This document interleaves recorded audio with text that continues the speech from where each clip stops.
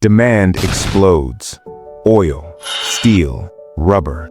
Entire industries surge forward together, pulled along by momentum that feels unstoppable. The US economy isn't just expanding, it's flooring the gas pedal. Cities glow brighter every year, electricity spreads, luxury becomes normal, and Americans fall hard for technology. Radios fly off shelves. By 1929, 10 million households own one. 10 million living rooms now hum with music, comedy, news, and static-filled optimism. But the celebration isn't nationwide. Outside the cities, the countryside is cracking. Farmers who once thrived during wartime demand now face collapsing crop prices. To survive, they borrow, they mechanize, they upgrade. But the machines don't save them, they accelerate the collapse. Debt rises faster than yields, and farms sink under loans they can't repay. While urban America struggles to stay afloat, urban America discovers a thrilling new pastime, spending money it doesn't actually have. This is the birth of easy credit culture. Want a radio? No cash needed. A car? Monthly payments. Stocks? Absolutely, why not? Banks hand out installment plans like party favors. If you can sign your name, you're approved. It's financial commitment with none of the caution, like proposing marriage after 2 dates and a good vibe. But the real madness lives on Wall Street. The stock market becomes an amusement park for grown-ups. Margin trading lets investors buy huge positions with pocket change. Put down $10, control 100. The rest is tomorrow's problem. And tomorrow, everyone believes, will be richer. Confidence turns contagious. Everyone's in. Everyone's an expert. Your barber has hot tips. Your butcher swears by utilities. Even the shoeshine kid has a can't-miss pick. Between 1924 and 1929, the Dow Jones doesn't climb, it multiplies. Prices detach from reality. Earnings don't matter. Balance sheets are boring. The chart is going up, and that's all the proof anyone needs. Companies lean into the fantasy. Shell corporations buy shell corporations that own nothing but hype. Value becomes abstract. Paper wealth stacks on paper wealth. A few voices try to warn the crowd. Economist Roger Babson publicly predicts a major crash in 1929. Wall Street's response? Shrug and buy more stock. The band keeps playing, champagne keeps flowing, optimism drowns out caution. No one checks the foundation. No one asks what happens if gravity comes back. After all, it's 1929. What could possibly go wrong? October 29th, 1929. America wakes up believing it's wealthy. It goes to sleep knowing it isn't. The stock market doesn't stumble, it collapses. Prices free fall. Ticker tapes spill red ink non-stop. Phones scream. Traders panic.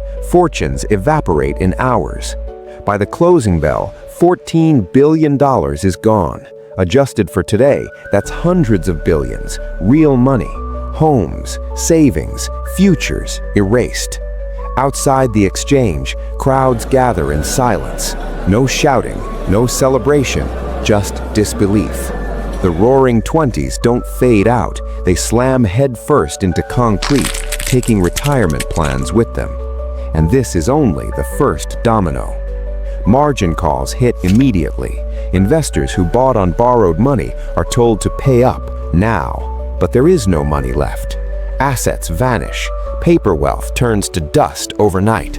People who felt rich on Monday are bankrupt by Thursday. Then the banks begin to shake.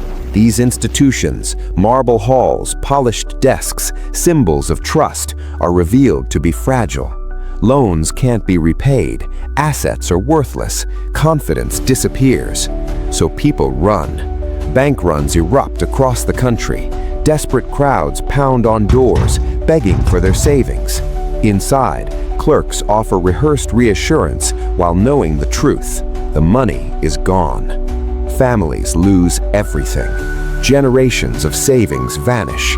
The illusion collapses completely. And the shockwaves don't stop at America's borders. U.S. banks demand repayment from overseas. Europe, already fragile after World War I, buckles. Germany's recovery collapses. Britain staggers. Global trade, once the engine of growth, shrinks by half in just a few years. Still, denial lingers. Headlines insist the market is correcting. Politicians promise recovery is just around the corner. Officials smile nervously while the public pawns wedding rings for food. President Herbert Hoover speaks calmly on the radio, assuring Americans the economy is sound. Millions listen in the dark, staring at empty tables, wondering what part of sound they're missing. The crash wasn't the bottom, it was the trap door. By 1931, the music has stopped. Factories shut down, machines fall silent, jobs vanish. 1 in 4 Americans who want work can't find it. Entire industries grind to a halt. Detroit, once the pride of industrial America, collapses. Auto production drops by nearly 3/4. Men gather outside locked factory gates, waiting, not knowing for what. Cities strain under desperation. Breadlines stretch block after block. Mothers wake before sunrise for thin soup. Children faint in classrooms, not from boredom, but from hunger. This isn't metaphorical poverty, this is real starvation. Savings are gone, banks are gone, dignity erodes. Suicide rates climb so fast, newspapers can't keep up. Behind every statistic is a person who believed the system would protect them. Families stop planning futures. Weddings are postponed, birth rates fall, survival replaces hope. Then the land itself turns hostile. Years of over-farming strip the Great Plains bare. When drought hits, the soil loosens, winds rise, and the sky turns black. Dust storms roll across the heartland like something biblical. Crops disappear, livestock suffocate, homes filled with dirt. Families cough through the night, waking coated in the land that once fed them. Millions flee Oklahoma, Kansas, Texas, loading everything they own into broken cars, heading west on rumors of opportunity. California or bust. For many, it's just bust. In Washington, Hoover resists massive federal aid. He fears dependency. He urges volunteerism. He builds dams, but concrete can't feed the hungry. Public patience evaporates. Shantytowns rise across the nation. They're called Hoovervilles. Newspapers become blankets. Empty pockets become symbols. Then comes 1932. Thousands of World War I veterans march to Washington, demanding bonuses promised years earlier. They build camps. They wait peacefully. Congress refuses. Hoover refuses. The army is sent in. Tear gas fills the air. Camps burn. Veterans scatter. Families flee. America watches in shock, not just at the violence, but at itself. Radical ideas spread, not out of ideology, but desperation. Crime rates surge. Bank robbers become folk heroes. The system feels rigged, and people cheer anyone who strikes back. The country isn't just poor, it's fractured. And yet, people endure. They migrate, they wait, they survive. Not because they believe things will improve, but because they must. The question remains, who can lead a nation out of this? March 1933. Franklin Delano Roosevelt steps forward. Millions listen closely as he speaks the words the country desperately needs to hear. The only thing we have to fear is fear itself. It's not just rhetoric, it's relief. The first steady breath in years. Roosevelt acts fast. Young men are put to work through the Civilian Conservation Corps, planting trees, restoring land, rebuilding purpose.